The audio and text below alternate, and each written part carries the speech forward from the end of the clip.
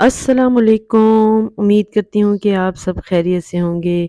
तो आज हम किचन में मौजूद सिर्फ 2 चीज़ों से ढेरों लहसुन झटपट छील लेंगे।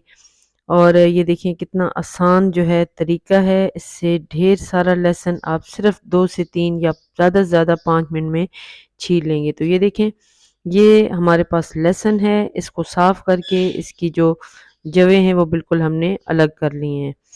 एक कपड़ा मैंने बिछा लिया है, उसके ऊपर ये जो है ना लहसुन को मैंने डाल दिया है। अब इसमें जो 2 चीज़ें किचन की जाएँगी, जो हर घर में मौजूद हैं, सबसे पहले है नमक। 2 से 3 चम्मच आप नमक के ऐड कर दें और 4 से 5 चम्मच जो है ना आप इसमें जो देसी आटा होता है घर में वो ऐड कर दें।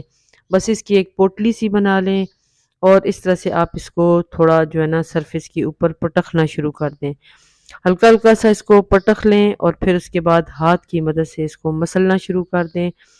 4 से 5 मिनट आप इस तरह से जब इसको अच्छे से मसल लेंगे हाथों में, तो फिर उसके बाद आपने इसे चेक करना है और आप हैरान रह जाएँगे कि सारे छिलके इसके रिमूव हो चुके होंगे।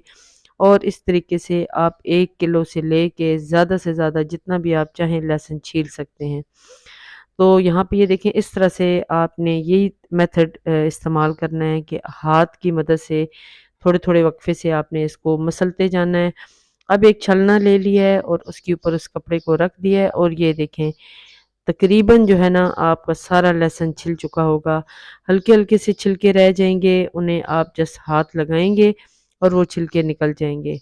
ये देखें, तो ये बहुत ही आसान तरीका है। आप किसी थैले में भी जो है ना लहसुन को डाल के उसमें नमक और आटा डाल दें और उसे अच्छी तरह से इस तरह से मसल लें, तो वो भी मेथड बहुत बेहतरीन है। अब ये देखें, छलनी के ऊपर डालने के बाद ना इसे छान लेंगे, आटा और नमक निकल जाएगा और छिलके रह जाएँगे। अब छिलकों को निकालने के लिए आप किसी परात में इसे डाल दें और अच्छे से इसको झटक लें और जितने छिलके होंगे सारे वो भी रिमूव हो जाएँगे। फिर जो थोड़ा बहुत लहसुन छिलना रह जाएगा, उसे आप हाथ की मदद से जल्दी-जल्दी छील लेंगे क्योंकि उसके छिलके बहुत ज़्यादा नरम हो चुके होंगे।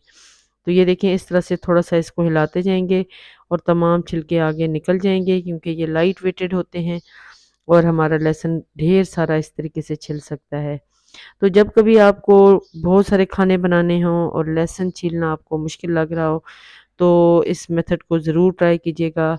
आपको बहुत अच्छा रिज़ल्ट मिलेगा। लेकिन एक बात का ख़्याल रखना है कि जो लहसुन आपने यूज़ करना है, वो जो है ना अच्छे से खुश्क हुआ हुआ और ड्राई लहसुन जो है ना उसकी कलियाँ बिल्कुल ड्राई होनी चाहिए, तभी इसका छिलका अच्छे से रिमूव होगा।